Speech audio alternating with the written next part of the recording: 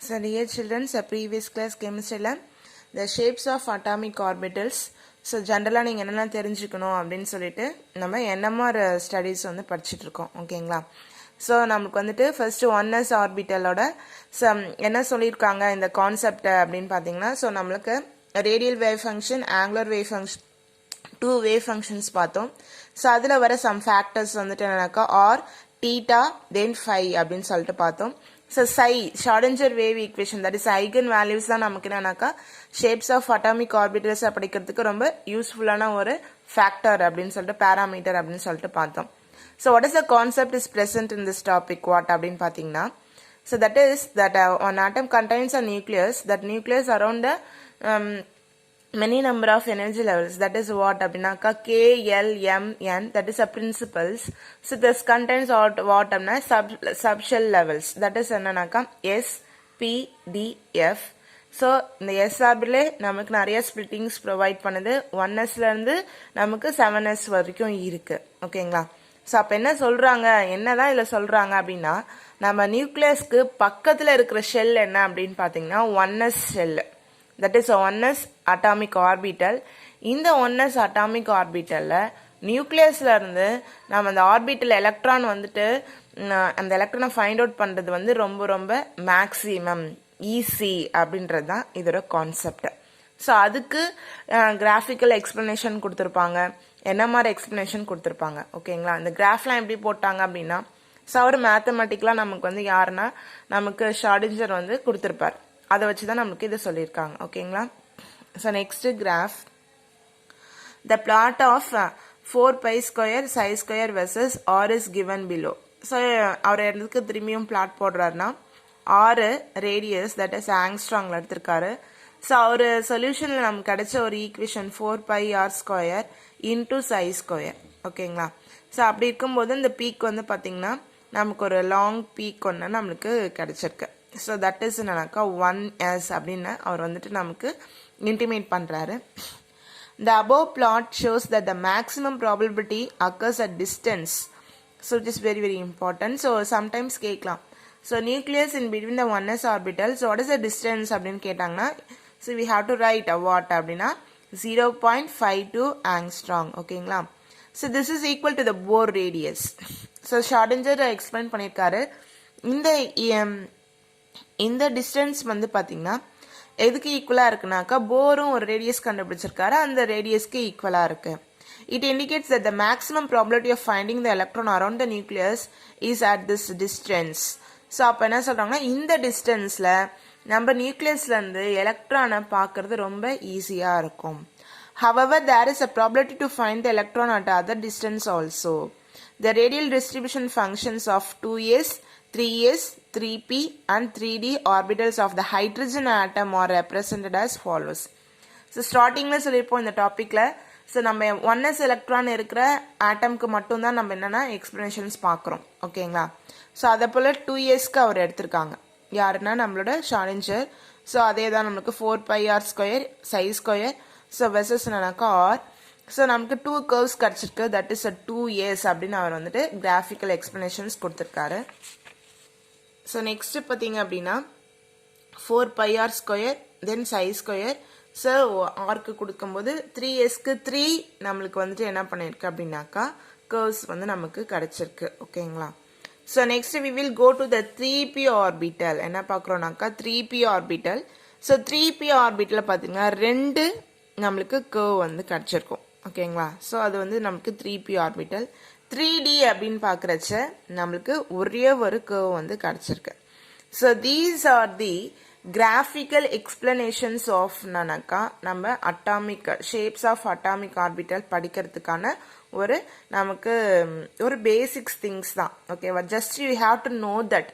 So sometimes நம்மளுக்கு என்ன பண்ணிருக்கலாம், ரொம்ப கஷ்டமான கொஷின் பேப்பர்னா இந்த மாதிரி கிராஃபிக்கல் எக்ஸ்பிளனேஷன்ஸ் கொடுத்துட்டு, ஸோ இந்த மாதிரி கர்வ்ஸை கொடுத்துட்டு இது 3sஆ இல்லை 3pஆ 3dஆ அப்படின்னு கேட்க சான்ஸ் இருக்கு. தவிர மற்றபடி ரொம்ப நம்ம இன்டீரியராக போய் நம்ம படிக்க முடியும். இதுக்கப்புறம் வர டாபிக் அதாவது ஆங்குலர் டிஸ்ட்ரிபியூஷன் ஃபங்க்ஷன்ஸ், இதுலேருந்து கண்டிப்பாக கொஷின்ஸ் இருக்கும். ஸோ இதில் நம்மளை ட்விஸ்ட் பண்ணுறதுக்காக நிறையா கொஷின்ஸ் வந்து ப்ரெசென்ட்டாக இருக்கும்.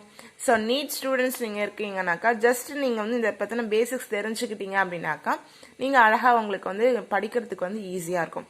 அதனால தான் எந்த டாப்பிக்கும் ஸ்கிப் பண்ணாமல் நடத்துகிறேன். ஸோ நீட் கொஷின்ஸ்க்கு கம்ப்யூட்டர் சயின்ஸ் ஸ்டூடெண்ட்டாக இருந்தீங்க அப்படின்னாக்கா ஜேஇக்கெலாம் உங்களுக்கு வந்து ஈஸியாக இருக்கும்.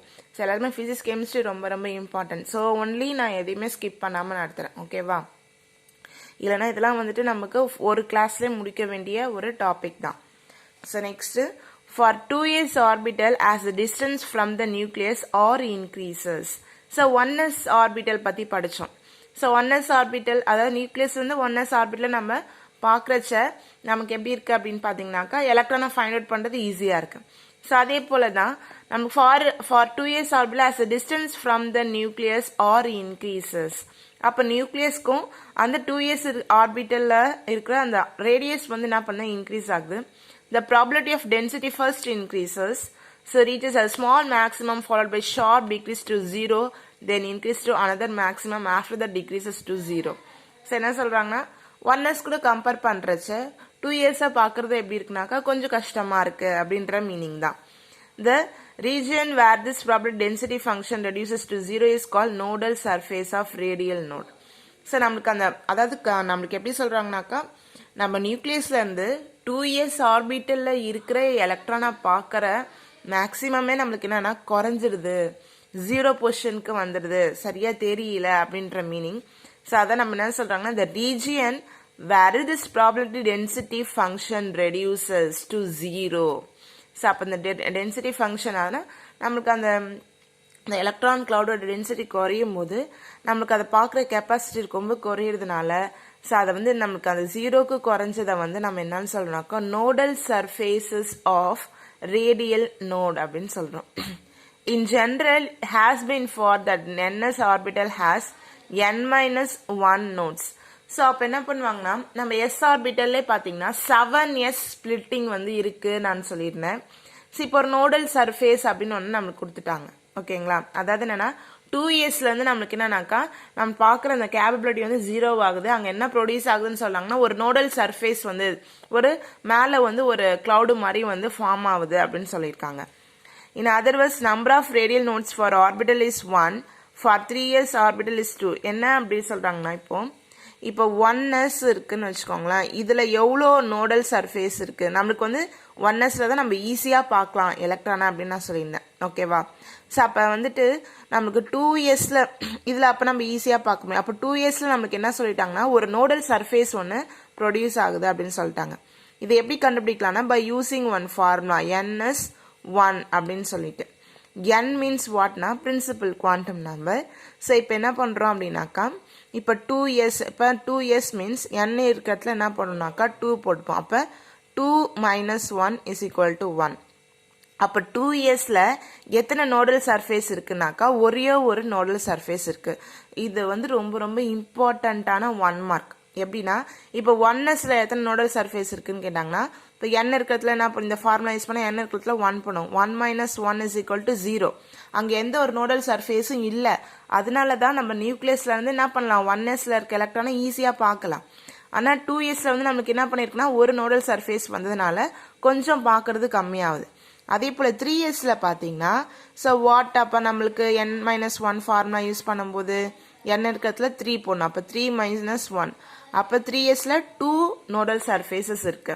அப்போ பார்க்கறது ரொம்ப கம்மியாகும். அப்போ 4sல பார்த்தீங்க அப்படின்னாக்கா n-1 போடுறீங்க. இப்போ 4 - 1 = 3.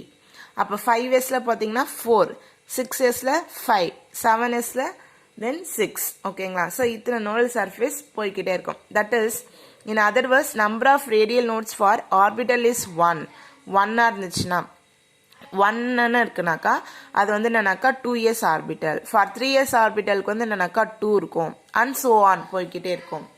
The plot of 4πs square psi square versus r for 3p and 3d orbital shows similar pattern but number of radial nodes are equal to n minus l-1. n principal quantum number, l azimuthal quantum number. So இந்த formula எதுக்கு மட்டும் அப்ளிகேபிள்னா S ஆர்பிட்டலுக்கு மட்டும். So நம்மளுக்கு 3p ஆர்பிட்டலுக்கு 3d ஆர்பிட்டலுக்கு we have to follow this formula ஓகேங்களா. ஸோ அதுக்கெலாம் நமக்கு நோடல் சர்ஃபேஸ் எல்லாத்துக்குமே ஈவனாக தான் இருக்கும். எஸ் ஆர்பிட்டலுக்கு மட்டும்தான் என்ன பண்ணாக்கா நோடல் சர்ஃபேஸ் வந்து சேஞ்ச் ஆகுது. சம்டைம்ஸ் 1 மார்க்கில் so how many nodes are nodal surface present in 4s orbital அப்படின்னு கேட்டிருந்தாங்கன்னா so we have to choose a 3 ஓகேங்களா. ஸோ அதான் so we have to follow just you have to write the graphical explanation. So you have to follow some class notes. Sir இதை மட்டும் இந்த graphical explanations இதெல்லாம் வந்து நீங்கள் என்ன பண்ணாக்கா கிளாஸ் நோட்ஸில் ஃபாலோ பண்ணிக்கோங்க.